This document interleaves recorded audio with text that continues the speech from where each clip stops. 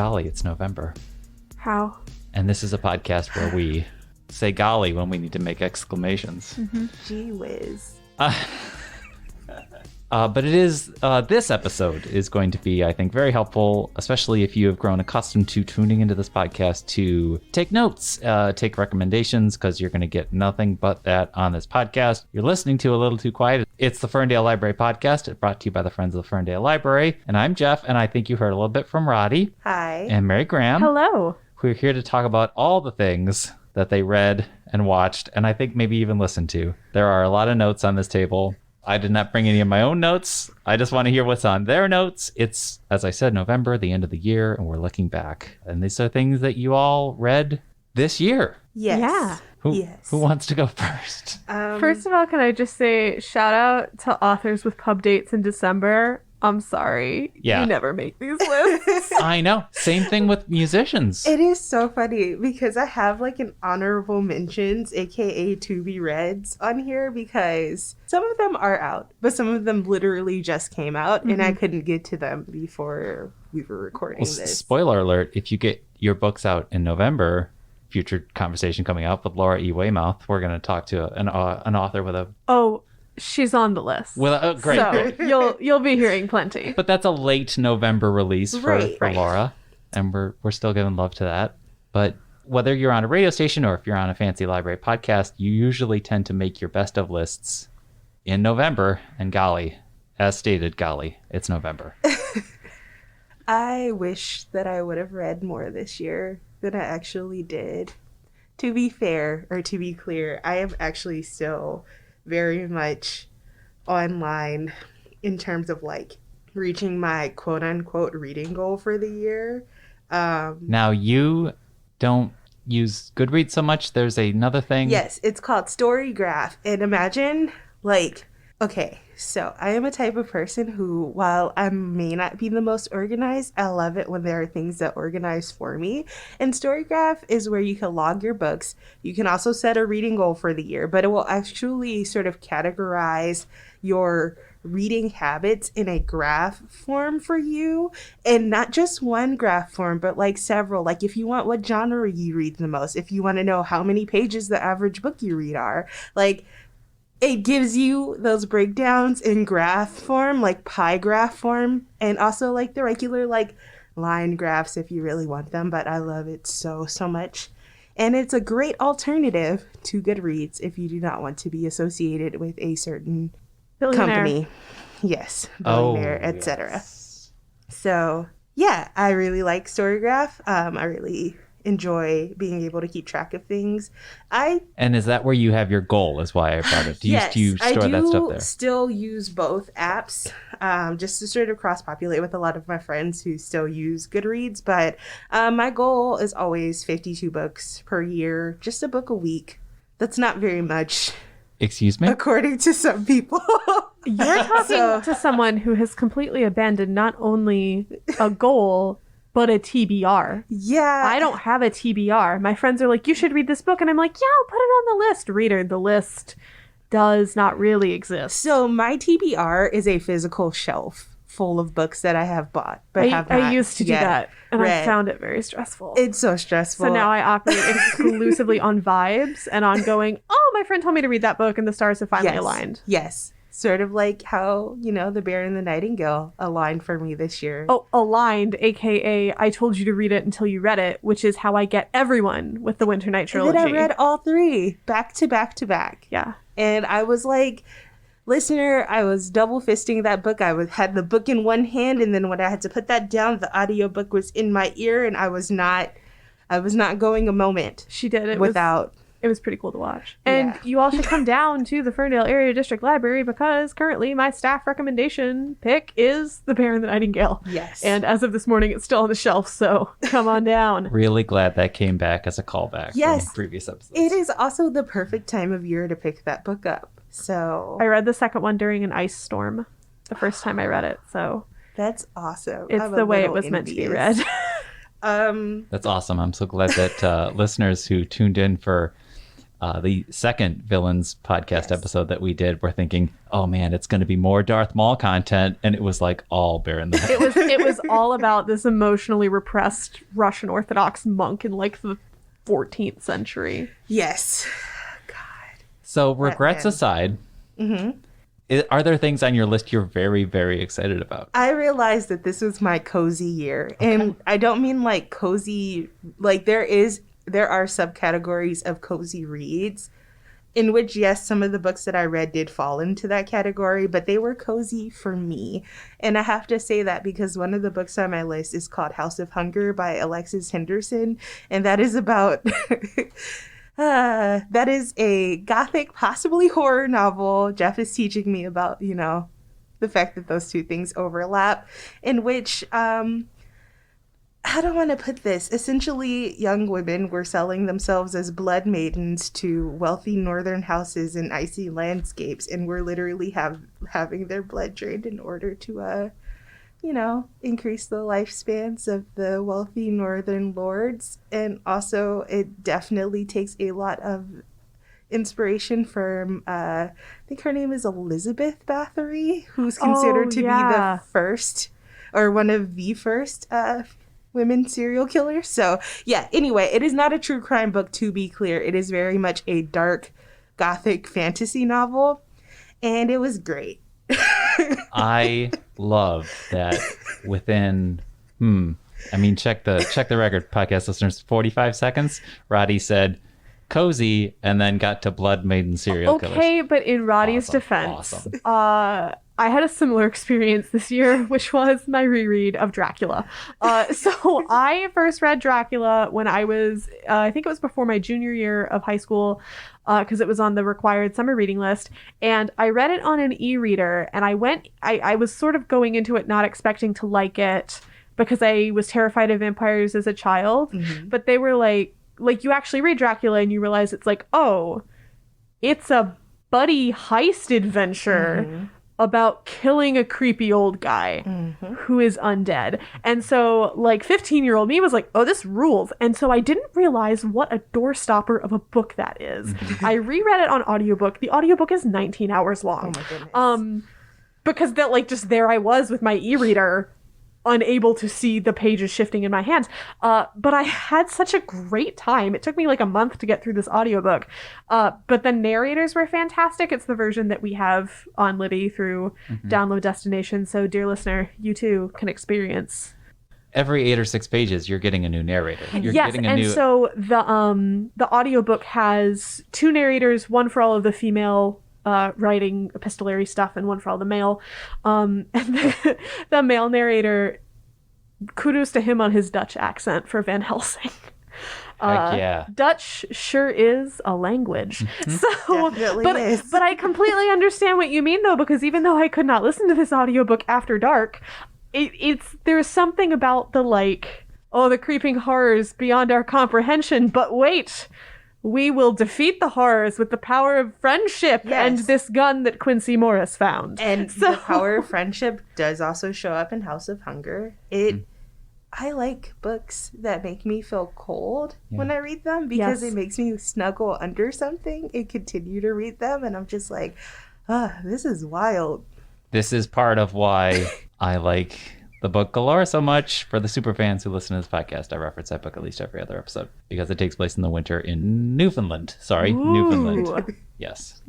The winters there don't mess around. No. It's if you need bleakness to augment your coziness.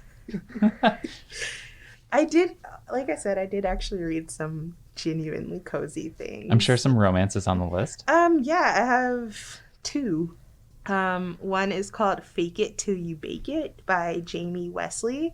And let me tell you, I was a little... It's not quite an enemies to lovers situation. It is kind of like 2 people misunderstanding each other fundamentally. However, the reason why this book is on my list is it was very sweet. Not a pun because it takes place in a cupcake shop primarily, but because these 2 characters actually communicate with each other. And their third act breakup wasn't like I misunderstood you or you misunderstood me and we're going to break up over something vapid. It was a mutual decision because they recognized that they were becoming too codependent on each other and they needed to take some time independently to work through their issues before eventually coming back together and being like, yeah, I tried doing that and it worked, but also I actually do want to be in a relationship with you still. And I was like, this is awesome. Literally, I was like, this is the greatest romance ever. And then the other romance was by Kimberly Lemming, whose work I've mentioned before. And this one has the title, That Time I Got Drunk and Yeeted a Love Potion at a Werewolf. Fantastic. Previously mentioned on this podcast and remarkable. Yes. Remarkable title. There's a talking sword. It's great. Among other things. I also have 2 romances on my list. The first one is The League of Gentlewomen Witches by India Holton, which is a sequel to last year's Wisteria Society for Lady Scoundrels. Mm-hmm. Thank God India Holton out here bringing back the omniscient narrator. I love it. Because we are mixed on first-person protagonist narrators and romances. You gotta make it worth my time. Yeah, they have to have a good voice. Yeah. So League of Gentlewomen Witches, in our first book, we met a bunch of Victorian pirates who have flying houses. So obviously, I can hear the stampede of everyone running out to buy this book immediately because that's what I did. But the League of Gentlewomen Witches is about the very proper witches who are like, excuse you, we are refined women. None of this flying house nonsense for us. And then the main character falls in love with a sky pirate who has his own flying house. And there's so many things that I love about both of these books, but this book in particular is the emotional, the emotions are just really in tune. Mm-hmm. And even though they're very funny and they could easily come across as enjoyable but not really substantial, because the emotionality is really there and really grounded, they feel they have some weight to them, which I like. Not like they're sad, but just they have some heft. And then the second romance that I really enjoyed is The Lady's Guide to Fortune Hunting, which is much more in the vein of Georgette Heyer, but take away all of the terrible racism and everything that makes Heyer cringeworthy. Or possibly Heyer. I actually can't get a consensus on how to say that woman's last name. I think it might be the latter. Yeah. I suppose I have heard someone describe Cat Sebastian's books as Heyer but gayer. So that's what we're going to go with. But Lady's Guide to Fortune Hunting, I have sort of been describing to people as Pride and Prejudice, but Mr. and Mrs. Bennet are dead and none of those girls are married. Because it's the second oldest, I think, maybe the oldest, of 5 sisters, who is we have a deadline or we are getting kicked out of the house. And so she goes to London to pretend to have more money than she has and to con someone into marrying her. And she ends up attaching herself to a young nobleman, and his older brother sees right through her. But just the quality of, there's some mutual blackmail, which I love in a romance novel. A man tries to blackmail a woman and a woman's like, oh, reverse Uno, blackmailing you right back. She's so practical, but also funny, and just tonally, it's a very cohesive book. Mm-hmm. I mean, Rodi remembers when we got the book in, and I was like, oh, mine. And I think within about 2 days, I ate that book up really fast. That was a book that I started and didn't finish, not because I didn't enjoy it, but because of reading slump year. So I will be returning to that book because, yes, it was very, very good. It's excellent. So, I read a lot of good nonfiction this year. Yes. Do I have the first? Was this the year you read that book about medieval history that you turned me on to? Oh, was that The Bright Ages? Yes. I read that at the very end of last year, but it's always a good time to talk about The Bright Ages. Everybody go read The Bright Ages. The audiobook is also really good. And it's funny. There's a pun about many things, but snakes on a plane is the one that always that always sticks with me. Very droll. But I read another really excellent history this year called A Fatal Thing Happened on the Way to the Forum by Dr. Emma Southon that is about homicide in ancient Rome. Yes. And here's the thing. My opinion about ancient Rome has always been, those guys sucked. And I read this book and I was like, wow, those guys sucked. Yeah. You don't know how bad they suck until you read this book. Mary Grahame and I have talked about this book a lot. I am currently still in the process of reading it, but this was a book that I pre-ordered for myself because of, studying classics in college, and also just in general, we have a tendency to sort of lionize ancient Rome and the politicians there. And, when you actually find out what they were like, you find out, as Mary Grahame just said, they all sucked. I would like to state for the record, I've always been a hater. I've always been an ancient Rome hater. So I found this book very vindicating. Because it's written by someone, Emma Southon has a doctorate in classics. Yes. And you can tell, through her writing, that she is, obsessed with these people in the way that one is obsessed with a train wreck one can't look away from. Yes. She's like, here are all the juiciest, gossipy. She's like, these people are catty bitches. Are we talking about the Senate, the everyone, really? Okay. But especially the upper classes, because that's the only people we have writing from. Right. So she's like, she's looking at Cicero and she's like, okay, whatever, he's a genius, but he was also just a petty little drama queen. Yes. And but she is also very clear about, this was a pretty terrible place to live for the vast majority of people. She takes great care when she's writing about how it's a slave state, how the entire place collapses without the enslavement of people from across the empire.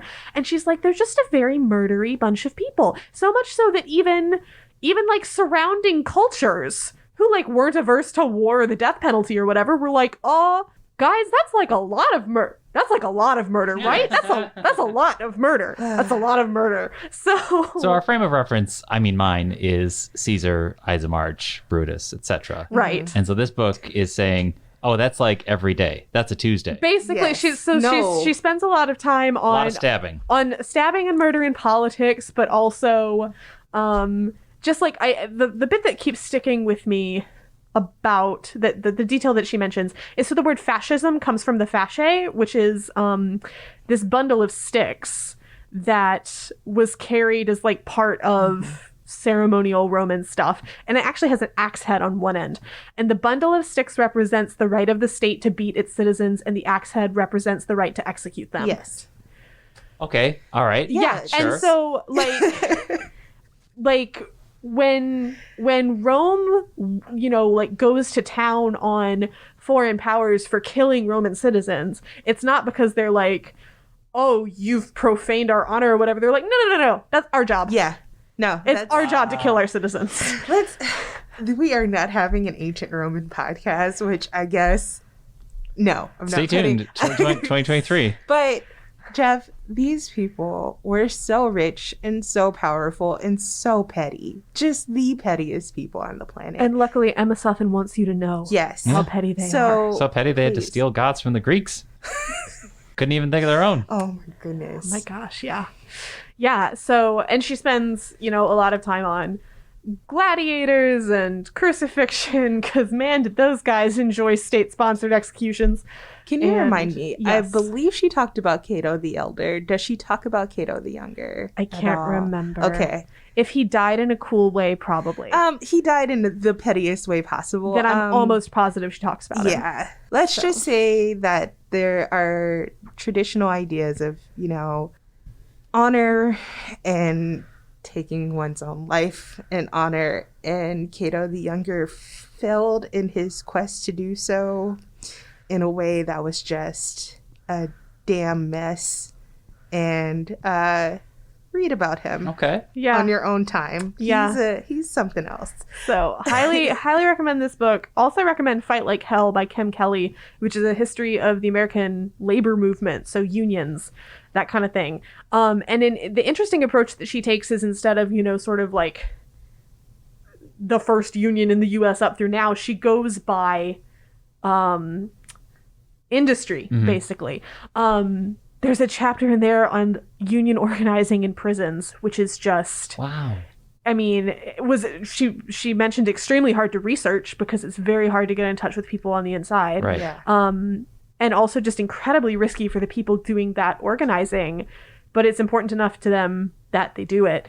And it just, one thing that really, really struck me in reading that book is how violent the history of labor organizing in the U.S. is. Mm-hmm. I mean, basically almost entirely on the part of bosses, is that when people stop working, they call the police and have them start beating folks who are just standing on a picket line. Famously, Walter P. Reuther is connected to an event in history known as the literal Battle of the Overpass. She writes about that. An actual battle. Yep. She writes about that. Detroit, understandably, as a historic Union town, makes a lot of appearances in this book, which is always cool for me because I'm like, hey, it's us. And the paperback of this book is coming out in April. We should see about getting her on the pod. Let's look into that. She's mentioned that she's open to awesome various things like that. And then third, absolutely A+ nonfiction of my year, Vagina Obscura by Rachel E. Gross, which is a book about women's healthcare, and it is the only book on the subject that has ever made me feel better than when I started it. Because most books about women's healthcare are like, well, I live this. Why am I reading a book about it? But this is, again, like these discrete chapters about these different topics. The last chapter is about healthcare for trans women and surgeons who do gender-affirming surgeries.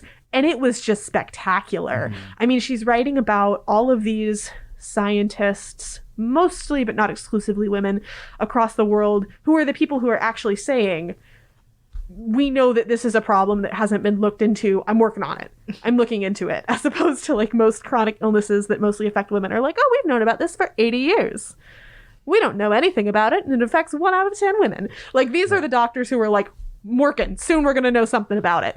And that just like felt very good and doesn't shy away from the challenges, but is also just not horrifically depressing. And it's a funny, well-written book, and her writing. Yeah, I was going to say her writing style is very probably engaging. So I didn't really even touch nonfiction this year. Okay, I had enough of real life. That's legit. That's why I started reading about ancient Romans. Yes, I was like, I mean, at least they've been dead a long time. To be clear, my favorite kind of nonfiction anyway is always history. Mine so too. Yeah. As far as what else I got into this year, since I didn't really do nonfiction, I read a lot of manga, which we just talked about in a previous podcast, but probably, and this one got mentioned prominently, but A Man and His Cat by Umi Sakurai. Now we're talking beautiful, cozy. Very cozy. This, okay, listener, I keep almost saying reader as if I'm writing this anyway. Yeah. This actually is cozy and sweet. Another thing that is actually cozy and sweet is Before the Coffee Gets Cold by Toshikazu Kawaguchi.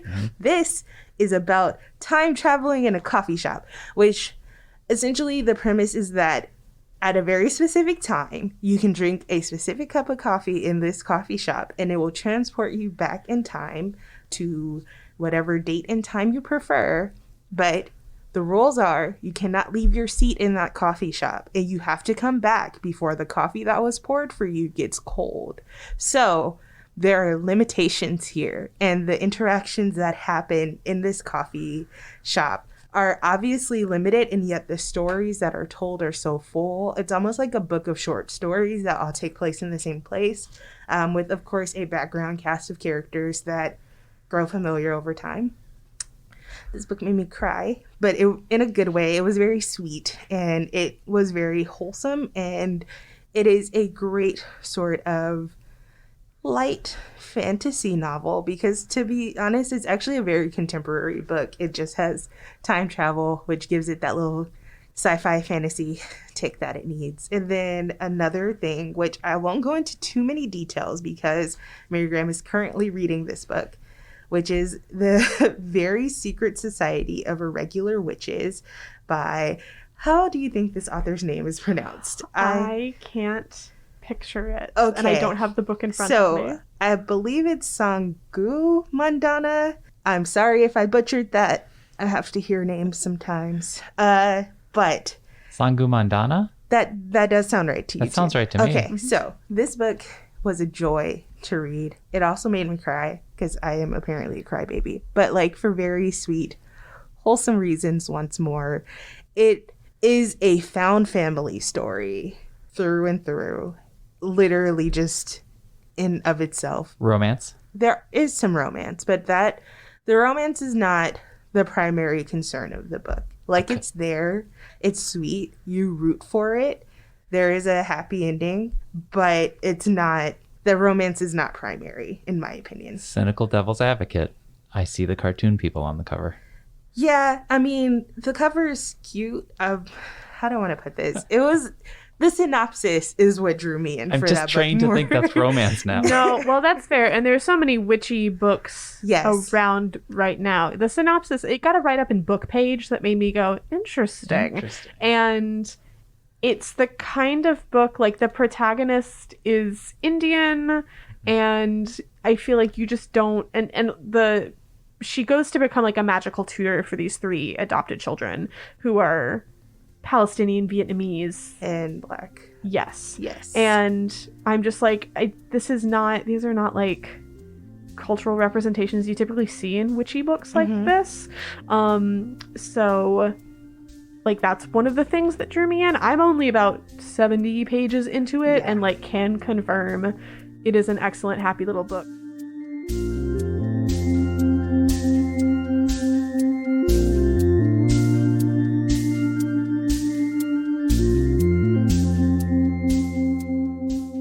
Speaking of cozy, happy books that made me cry, I can't believe when I was talking about romance novels, I forgot that this is the year I read Actor Age, Eve Brown by Talia Hibbert. Oh my god.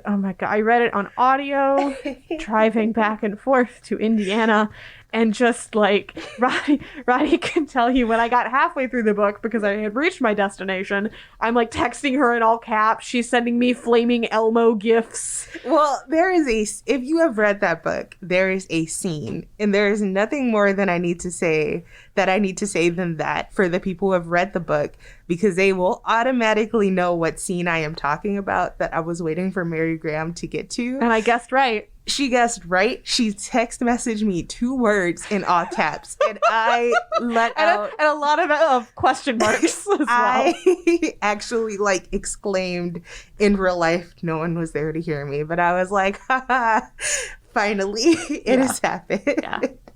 But... Is this 1, 2, or 3 in that trilogy? This is 3. This is also my favorite in that trilogy. I love that book. Yep. It was my favorite of the trilogy. That's awesome to in a series to end strongly. Yes. Yeah. The third one being the best. Also one of my favorite romantic gestures of all time. Oh my god, yes. It's a promotion. And it's a really good audiobook. Yes. It's a really good audiobook. I need to listen to the audiobook. Just head is spinning trying to guess what the 2 words are. Oh, you're never going to guess? You would need like a Rumpelstiltskin situation to know what was gonna. What if I suddenly just did and like the rest of the podcast was just dead silence? Well, you have to edit it out anyway. Right.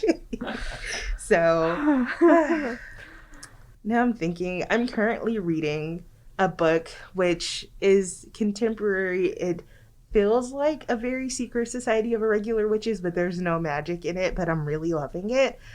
And it's called The Banned Bookshop of Maggie Banks by Shauna Robinson. And it is definitely a cozy book. Heroine does not know what she wants to do with her life, trying to figure that out.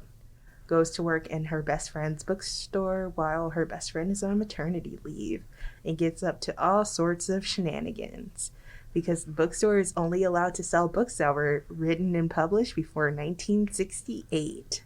Whoa. Yeah, there's lots of reasons going on there, but yeah. Which is a year I once marked as what I thought was like the beginning of classics. Uh-huh. Fascinating. Yes. Maybe I'll read this book. Yeah. Only after I read the Rome book and the Labor book. So. I'm just doing my honorable mentions because, like, for example, The World We Make by N.K. Jemisin just came out last Tuesday, and I pre-ordered it, So I only just got it like a day or so ago. Which is a sequel. Yes, to the City We Became. Right. Speaking of sequels, Bloodmarked by Tracy Deonn is the sequel to Legendborn. That just came out yesterday, so I'm still waiting on my pre-order for that. Yeah. I have 3 standout YA novels. Ooh. Yes, because I do confess I am reading less YA these days. Is one of them A Consuming Fire? It is, but I'm going to get to that one third. Spoiler So the first one that I read and really, really, really loved is The Drowned Woods by Emily Lloyd-Jones, which is a standalone fantasy of what I consider to be reasonable length, set in sort of not quite alternate Wales. It's just sort of historical fantasy Wales. And it is based on a Welsh legend about basically a drowned city. There's a flood. Ooh. And the city ends up underwater. And so it's a story of how that came to be about. There's a guild of thieves. There's a magic system where people can control elements. So the main character can control water. Cool. Yes, there's a corgi who may or may not be a spy for the fairies who live under the hill. And this corgi talks? This corgi does not talk, okay. But his name is Trevor, and nothing bad happens to him, and he is a very good boy. So, highly recommend The Drowned Woods. I'm going to have a book set in Wales. I might as well have a corgi. Right. Yeah. I can't stop smiling right now. That's where they come from. They're just like fluffy little loaves of bread, but they are dogs.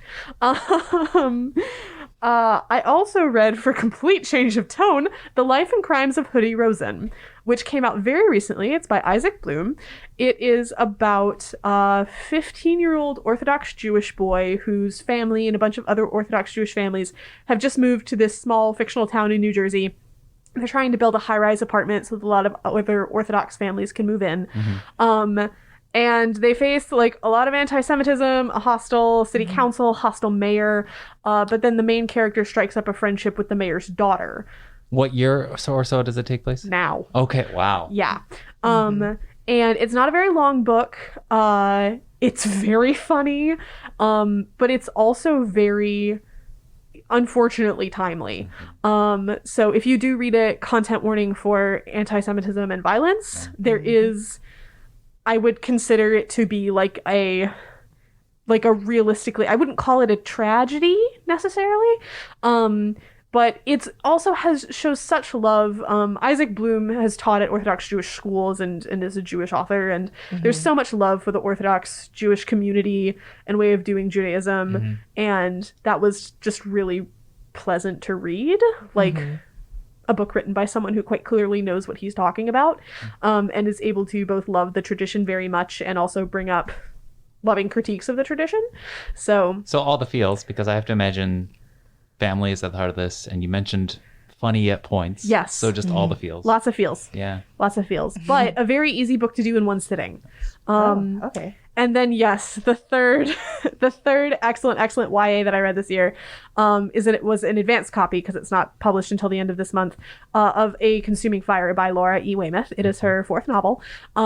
It is set in, again, sort of historical fantasy Britain, Albion, where after the Romans left, the borders basically closed. No one has really left the island. It is ? Number of centuries later. And so while Christianity has developed outside of Albion, sort of the way that historically we think of the development of Christianity in Ireland and Asia Minor and things like that, it has not come back to Britain with, say, the Irish missionaries or missionaries sent from Rome. And instead, there's this like lowercase g god on the mountain. And once every 18 years, a girl is sent to be sacrificed to this god, not to die, but to give up something to him. And then she comes back to her village and she's missing her eyes or her hands or any number of other things. And so the main character's sister goes and dies, and this is not a spoiler, it happens in the first chapter. Whilst being expected to return. Sister says goodbye to sister saying, "I'll see you soon, sister." Yes. But yes, and so her sister sort of comes staggering home and dies. And the main character, Anya, is like, well, I have rage, I have a bone knife made out of my sister's femur, and I'm off to kill God. And it's incredible. And along the way, she falls in with a ragtag band of wanderers. She meets a thief with a heart of gold and also throwing knives. And I mean, I did have to sort of take a break from this book at a couple of points because it gets very intense. And again, content warning, there's a lot of religious abuse in this. There's gaslighting. There's all kinds of, I think it really is supposed to read as a metaphor for the sort of warped evangelical nationalist strains of Christianity that we're coming up against a lot in the US right now. Manipulations of superstitions Yep. as a means of control. And a lot of misogyny. Like, it's a lot of young girls who are being expected to, give up their tongues or whatever to keep this, thing up on the mountain quiet. And it's so angry. And I love it so much. And it was very, very satisfying. And Rodi kept hearing my updates. I'd pass by her desk and be like, she's got a bone knife, Rodi. I cannot It's made wait from to her read sister's this book. leg, Rodi. Like, I can't wait to read this book. I just can't wait. I'm so excited. Yeah. And I recommend all of Laura Weymouth's books. Her first novel is basically about, like, so when the Pevensies come back from Narnia, exactly how messed up are Susan and Lucy? And, it's like... Justice for Susan. Justice for Susan. Which Laura Weymouth is allowed to do because she understands the original series. Philip Pullman doesn't. I said it. That's right. But also highly recommend A Rush of Wings, which is her third book, which is about another angry girl. She writes angry girls very well. And she also writes standalone third-person YA, which is... I'm very, very glad for people who love a good series that they're like, oh, I can spend 5 books here. When I read the Queen's Thief series, I was like, oh, thank God, there's like 6 of these. And I can just stay in this world. That's fantastic. I'm at a point right now where I'm like, one and done, please. Please give me a self-contained story. Yeah. Here's the thing. Like, Tracy Deonn did an excellent job with Legendborn, and I'm excited for Bloodmarked. And I have to say that if it weren't a combination of it being like her being such an excellent writer and being Arthurian legends, I probably would not be as gung-ho to get into a YA series as I currently am. I do hope that it ends at 3. I will give 4 at the most, but please. But no, I'm also of the same, like, just one and done. Yeah. Let's just get this. And I only say that because I think, because I really do love, first of all, YA is not a genre, it is a marketing category. And so I don't want to sound like I'm ragging on it. That being said, I have read a number of multiple book YA duologies, trilogies, where I'm like, this doesn't feel like it had to go on this long. And Breaking Dawn Part 2. Well, the fact that Breaking Dawn existed at all, it was only supposed to be a trilogy. Right. The To All the Boys trilogy was supposed to be a duology, and I think it shows. But even the strategy of studios stretching out the film releases. Yeah, that too. Jeff decided to pick at one of my biggest pet peeves in movies. Deathly Hallows Part 2. Yes. Which was, this happened with pretty much all the books that I read as a child and teen, where they were like, we're going to adapt them into movies, and then we're going to split the last book into 2 parts. Hunger Games, Divergent, Harry Potter, Twilight. I totally blanked on what Twilight was for a second. I feel like there's another one that I'm missing. Like, everything got that treatment, and it drove me up the wall, and it still does, because you don't need to do that. You don't. And it shows, as Mary Graham just said. What you need to do is make Percy Jackson into a TV series and hire John Steinberg, who did Black Sails. Yeah. And so I'm trying not to get my hopes up too much because I have an eternal beef with Disney. Yes. But God, the Percy Jackson books were my everything in middle school. Riordan is doing I hope I said his name right this time, is really heavy-handedly involved in the process, it seems. And also, he's been doing all of the casting announcements and giving them like these beautiful write-ups of what it was like to watch their auditions and go through the process. He seems so happy, and it's making me happy because Percy Jackson deserves this. Makes me happy because Rick Riordan has openly criticized the films, which he should. He's right, and he should say it. Yes. The listener's going to hate this, but if I could just summarize a TikTok badly. There was someone who got onto Book Talk, I suppose, and compared Percy Jackson to Harry Potter just in terms of how the series respectively end and the way in which Harry does nothing to question the system that has led to the uprising of Voldemort, etc. But Percy Jackson comes back and actually makes an effort to reorganize things. Yeah. Percy's like, oh, I came to Camp Half-Blood and found out I'm a demigod, and all I got was this extensive trauma and probably PTSD. And no t-shirt. No, they get t-shirts. Okay, Rather famously, they get orange t-shirts. But I think when you mentioned YA being a marketing rather than a genre, I do think I certainly wouldn't accuse writers, but I have to accuse maybe publishing houses of saying, let's milk this. Yes. So for which is why they lose court cases. Exactly. We love to see it. That's one of my top moments of this year. And losing their court case, love it. Love it. Yeah. I feel like there should be a Taylor Swift song playing in the background. Karma is my boyfriend. So yes. We went off on some tangents, which I love. Did we have anything else on that list? I have non-book stuff. I have one more book. Okay, sure. I do have to say, this is the year that I finally started reading Terry Pratchett. Oh, yeah. And a couple of Discworld books. And I started with Going Postal, which again was another road trip audiobook. That man, Sir Terry, how I wish you were still here. And your hat. And your hat and your scarf. Going Postal, for anyone who's not familiar with Discworld, was recommended to me because there's a gajillion books and there's not quite, you don't read them in publishing order. That's not how it's done. And Going Postal was recommended to me as a good starting place. And it's about Moist von Litvig, a con man, who instead of being given the death penalty in the city of Ankh-Morpork is instead put in charge of its failing post office. And it's a love letter to public services. And I know it's about the post and not about libraries, but there were so many moments when I was like, Sir Terry, thank you for my rights. But it's also just, hilarious. It was almost dangerous to be operating a vehicle when I listened to that book. It's so funny. It's like, try not to drive off the road as you're laughing. Terry Pratchett, for folks who aren't familiar, it's sort of it isn't even the next step up. It's like 3 steps up. So if you enjoyed Neil Gaiman and enjoyed Douglas Adams, turn here. Yes, much more in the Douglas Adams vein, right. I find, but there's just...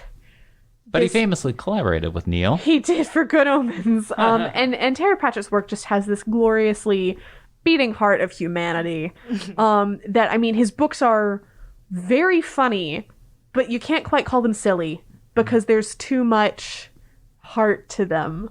And yes. So I read a couple other Discworld books as well, but Going Postal, fantastic place to start, or just to revisit. Nice. Yes. So that's my list of books, and like Rodi, I also have non-book things, but yes, you can go. Is there any one album that you could possibly talk about? Oh my God, Jeff. Off the top of your head? You are... this year I think really marked a renaissance in... Oh my God. I am being picked on. I am being singled out. Please. So this is what happened, y'all. Beyonce released an album this year, if you didn't know, and it's called Renaissance. And what day did it get released? Like July 20. It was like the end of July, essentially. When that album came out, I listened to it so much that when I got my stats back for the month of July, and those few days that it had been out, it became my top listened to album and stayed that way all the way up until this month or October. But it's not because I stopped listening to it. It's because I have the physical CD. So the CD plays in my car and then I'll play other music from my phone. And after all these listens, it still hasn't broken your soul? It actually just uplifts me every single time. I love that album so much. It also is kind of scary how inescapable it is. There is like this joke on Twitter about what that woman put into this album that made it impossible for people to stop listening to it. Which, you know, I don't know, but I just keep listening to it, and then I fall into the trap of like, oh, I'm just gonna listen to like one song real quick, just a quick little pump up, and then 45 minutes later. Yeah, I love it when that happens. And inexplicable as it may be, spellbinding. Beyonce, what did you do? Quite literally. So that was my album this year, which I know lots of people can relate to. Yeah. I think the folks at home have heard of her. Maybe. I think so. You know, just, you know. Mary Graham? I'm going to be attacked for this. And the thing is, you are going to be correct. Taylor Swift Midnights hasn't come off rotation since she dropped it. Also a perfect album. How? In the same way that, like, why am I still listening? How is it? Not in a bad way, but like, no. What is going on in this album? Yeah, how many Bejeweled, for crying out loud. when I walk in a room, I can still make the whole place shimmer. How was that the dark horse? That one snuck up on me. But like, yeah, finally on this album, she picked good singles. Normally she picks hands down the worst songs off of her albums for her singles. But like the minute she was like, oh, Anti-Hero is the first one, I'm like, oh, it only took you 10 albums to learn, baby girl. So yes. Those are probably the two biggest albums of the year. Yeah. Easily. But like for good reason. I also have non-music, but did you have more music? The only music that I otherwise have is the third album. Andrew Hosierburn has not yet released. Hosier, please, Andy, Unreal on Earth. I am so Isn't that coming out soon? I mean, he's released one of the singles. Thank you, sir, for my rights, but like, I'm begging you now. Sorry. It's almost winter and I'm getting desperate. Listen, Mary Graham. Oh my God, I was gonna say Hosier too, because he's like, after Beyonce stopped being my number one most listened to on Tidal, it was then Hosier because I had the CD. Yeah, and self-titled or Wasteland Baby? All of them. All of them. And also, he's that good. The song Run Yes. was on repeat Yes. for like days on end. Also, he just did the single for God of War, the game release that just came out. So I saw like him singing on Instagram and I was like, why didn't you tell me you were doing this? As if, you know, he knows me personally and we like regularly talk, which, you know, Hosier would not be opposed to. But yeah, we know that you're a regular listener of the pod. Like, yeah, you can get in touch with us. Yes, absolutely. So yes, I'm still waiting for that one. And like, obviously artists make work on their own time. It's not for me to demand, but also, oh my God, sir, please, when? Please. Fair. Please. Fair. Speaking of video games, this just occurred to me, but I played a video game this year called Stray, in which you are a stray cat navigating a post-apocalyptic city. Available here in the library. It is available here in the library. And it is a very short game. It is like 5 to 6 hours total for gameplay. I know there's like a speed run trophy you can qualify for if you finish the whole game in like 2 hours. That's how short the game is. One of my favorite video games, period. Excellent. As of right now. It was such a delight to play. I actually want to replay it all the time, to be honest with you. And then you can make the cat meow sporadically. Just whenever you want. That's not the most important detail, but it's so much fun. So just had to put that out there for video game recommendations of the year. Shout out to Feral Cats. Yes. I have a podcast recommendation. This one is quite recent, but it is called Save Me From My Shelf. It is 2 academics from the University of somewhere in the Midlands of the United Kingdom that I can now no longer remember. Sorry. But they listeners, it's literally the end of the day. We're all burned out. Yeah. There's no sun. You know, like it's what 4:30 and the sun is setting before our eyes. But every episode, they recap a work of classic literature, talk about interpretation, and, you know, sort of demystifying it. They do their dream casting for an adaptation. But I mostly recommend it to you, dear listener, because if you enjoy episodes that are basically Rodi and Mary Graham Miss English Class, you will love this pod. There's lots of fun sound effects. So every time there's like a queer reading, they have a sound effect of like a champagne cork popping. And, you know, it's a good time. I have been marathoning it. I particularly recommend their episode on Dracula. I think there's not even an alternate future, but a possible future where the two of you take over the helm of this, like 5 or 10 years down the line, where you become these two hosts. Or we just we are already well on our way. Right? Yep. Hot on their heels. What else did I do this year? I watched a lot of anime. I'm not gonna go down the list because it actually is the longest list once I like looked at everything. We should do, since we are close-ish to the end of the episode, we should do a speed round. Just drop all those names. Okay, so Bleach, Hellsing, both versions, Spy X Family, Hunter x Hunter, Golden Kamuy, Demon Slayer, Odd Taxi, Kotaro Lives Alone, will make you cry, just letting you know. Kill Me Can't Communicate, will also probably make you cry. Restaurant to Another World, Sweetness and Lightning, will also make you cry. Attack on Titan, not good for your mental health. Witch from Mercury is still currently in progress, and Cyberpunk Edge Runners, based off the game. So much culture. So much. Yes. I thought this was going to be a casual episode.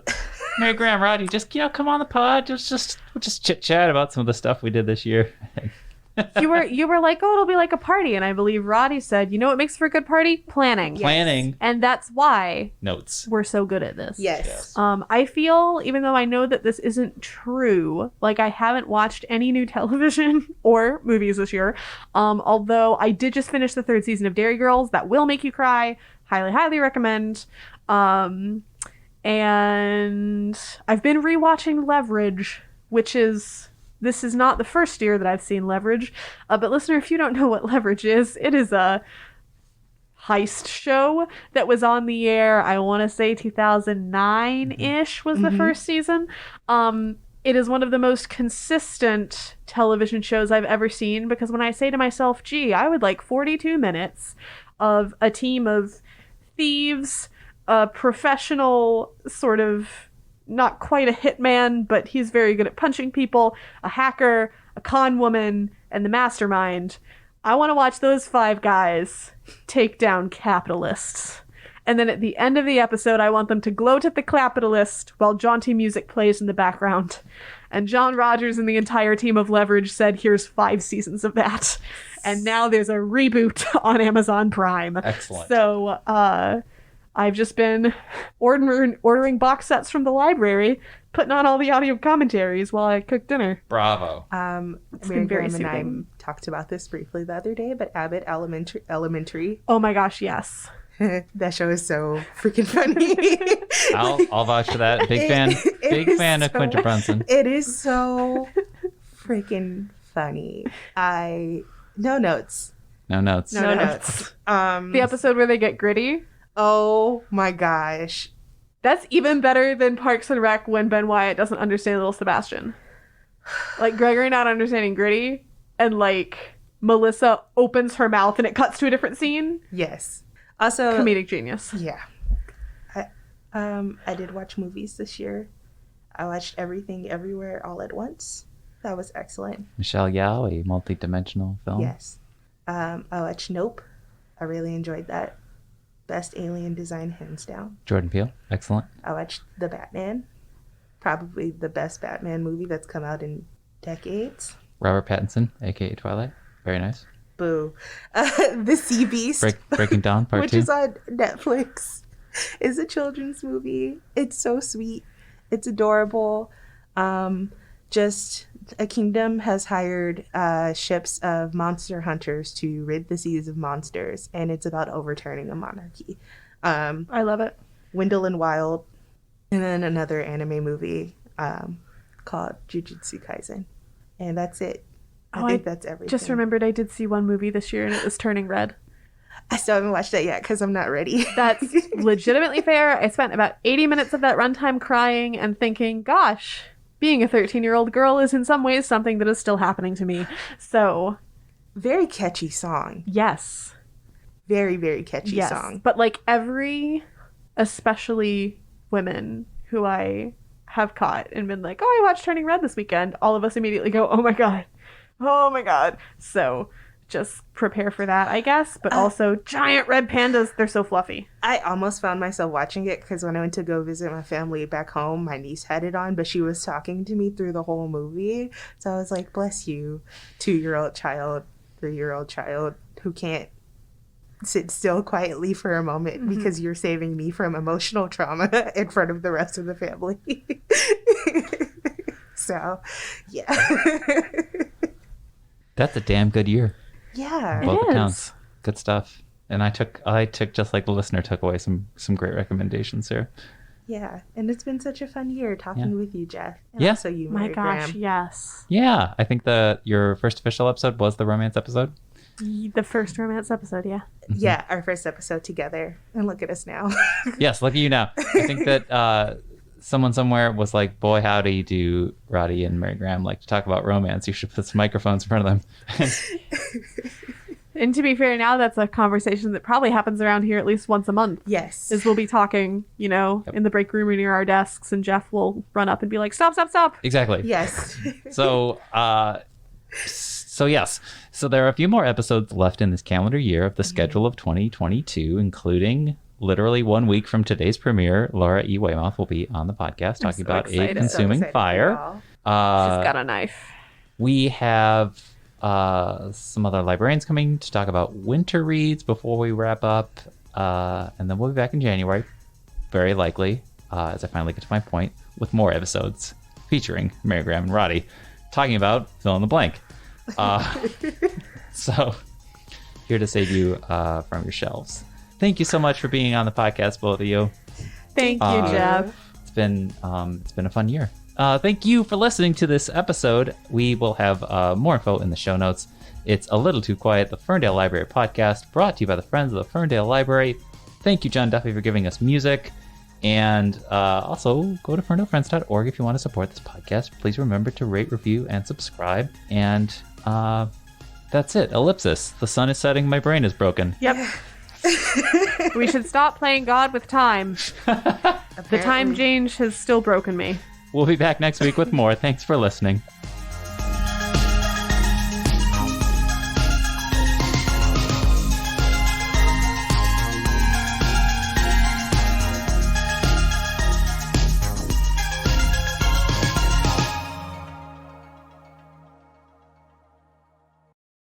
Read any good books lately? No. I'm kidding, but